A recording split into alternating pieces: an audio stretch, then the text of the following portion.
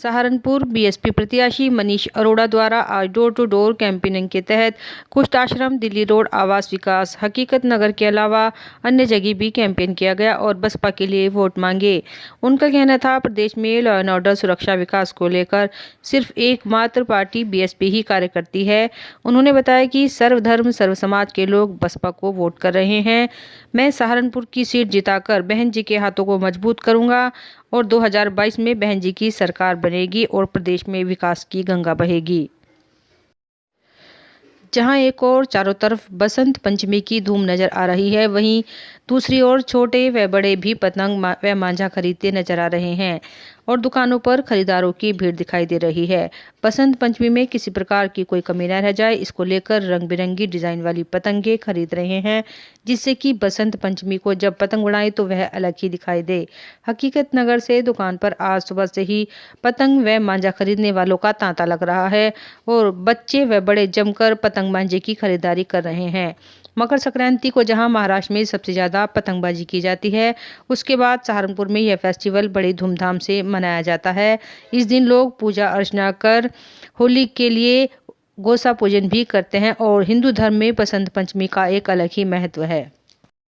Saharanpur rotary club में आज भारतीय सेवा संघ द्वारा रविंद्र कुलवंत सिंह के नेतृत्व में एक कार्यक्रम का आयोजन किया गया, जिसमें चोरा चोरी कांड में शहीद हुए देश के सैनिकों को नमन किया गया और उनको श्रद्धांजलि दी गई। इस कार्यक्रम में यह प्रण लिया गया कि जो हमारे देश के सैनिक शहीद होते हैं उनका सम्मान किया जाएगा और सरकार से मांग की जाएगी कि वह ऐसे सैनिकों के लिए अलग से कार्य करें। वहीं उन्होंने बताया कि देश में फैल रही जात बिरादरी की प्रथा को खत्म कर सबको मिलजुल कर रहने के लिए प्रेरित किया जाएगा, क्योंकि जात बिरादरी के नाम पर जो झगड़े होते हैं उससे देश बढ़ता है। उनका कहना था कि सभी को एकजुट कर उनकी समस्याओं के लिए कमेटी बनाकर निस्तारण करेंगे और देश में फैल रही जात बिरादरी की प्रथा को खत्म करने का काम करेंगे। अशोक सैनी, चोरा चोरी कांड में जो लोग शहीद हुए, हमारे जो शहीद थे, उनके स्मृति में आज एक कार्यक्रम, उसको पुष्पांजलि देने का कार्यक्रम है और साथ ही साथ देश में समतामूलक समाज की स्थापना हो, उस हेतु से हम सभी लोग मिलकर के ये काम करेंगे कि देश में सभी लोग समता के साथ रहें, एक दूसरे में राग द्वेष से दूर हों और सभी एकजुटता के साथ देश के विकास में सहयोग करें।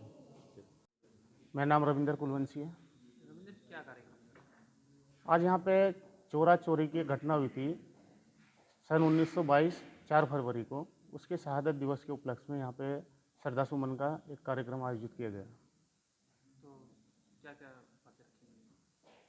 सब देखिए, हमने बातें रखी हैं, जितने भी हमारे शहीद हैं वो देश के प्रति शहीद हो जाते हैं और हम लोगों का कर्तव्य यह है कि हम लोगों के बीच में जो आज जातियों को लेकर लड़ाई हो रही है, कहीं ना कहीं द्वेष फैल रहा, रोजाना की घटनाएं हो जाती हैं, मुकदमेबाजी, थानेबाजी, सब कुछ होते हैं, हम उसको रोकना चाह रहे हैं। तो किस तरीके से कदम उठाया जाए?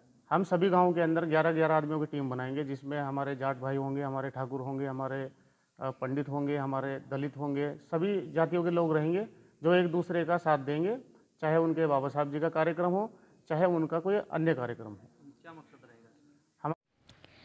बीते कल जहां ऑल इंडिया मजलिसे इत्तेहादुल मुस्लिमीन के राष्ट्रीय अध्यक्ष असदुद्दीन ओवैसी के ऊपर हापुड़ के टोल प्लाजा पर जानलेवा हमला किया गया, जिसको लेकर ऑल इंडिया मजलिसे इत्तेहादुल मुस्लिमीन के कार्यकर्ताओं में भारी रोष है, जिसको लेकर आज AIMIM के कार्यकर्ताओं व पदाधिकारियों ने कलेक्ट्रेट पहुंचकर जोरदार प्रदर्शन किया।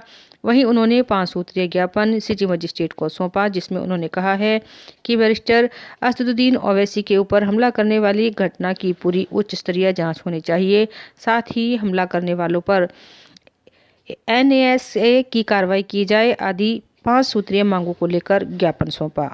किस संबंध में ज्ञापन? आज हम लोग आए थे, कल जो बैरिस्टर असदुद्दीन ओवैसी साहब के ऊपर हमला हुआ है वो नाकाबिले बर्दाश्त है। हम इसलिए आज 5 सूत्रीय मांगों को लेकर ज्ञापन दिया है हम लोगों ने। जिसमें हमारी मांगे ये हैं कि हमारे जो बैरिस्टर साहब हैं उन पर जानलेवा जो हमला हुआ है उसकी उच्च स्तरीय जांच हो और निष्पक्ष जांच कराई जाए, जिससे कि घटना में शामिल सभी हमलावरों और जिन लोगों ने साजिश की है उनका खुलासा हो सके। दूसरी हमारी मांग इसमें यह है कि घटना में शामिल सभी लोगों की कड़ी से कड़ी सज़ा दी जाए। घटना में शामिल हमलावरों और जिन लोगों ने साजिश की है उन्हें राष्ट्रीय सुरक्षा कानून NSA के तहत कार्रवाई की जाए। चौथी हमारी मांग ये है, पार्टी के राष्ट्रीय अध्यक्ष लोकसभा सांसद बैरिस्टर असदुद्दीन ओवैसी साहब के भविष्य में चुनावी सभा के दौरान सभा स्थल पर कड़ी सुरक्षा व्यवस्था का इंतजाम किया जाए। पांचवी हमारी मांग ये है, पार्टी के राष्ट्रीय अध्यक्ष लोकसभा सांसद बैरिस्टर असदुद्दीन ओवैसी साहब को Z श्रेणी की सुरक्षा और पार्टी के प्रदेश अध्यक्ष जनाब हाजी शौकत अली साहब को Y श्रेणी सुरक्षा तत्काल उपलब्ध कराई जाए।